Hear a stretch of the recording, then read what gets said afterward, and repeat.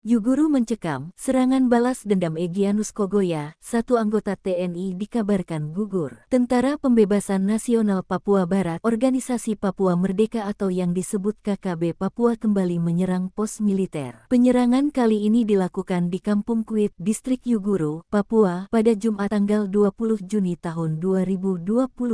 Aksi penyerangan itu dibenarkan juru bicara TPNP BOPM, Sebi Sambom. Sebi Sambom mengungkapkan alasan penyerangan itu sebagai bentuk penolakan adanya pos militer tersebut. Dua pos militer itu sebagaimana diketahui dibangun sejak Januari tahun 2025 lalu. Pos pertama berada di lapangan terbang dan pos kedua di Kuit, ujar Sebi Sambom dalam keterangan tertulisnya dilansir tribunjambi.com pada Sabtu tanggal 20 Juni tahun 2025. Sebi menyebut Yuguru sebagai wilayah hunian sipil dan meminta aparat militer segera meninggalkan daerah tersebut.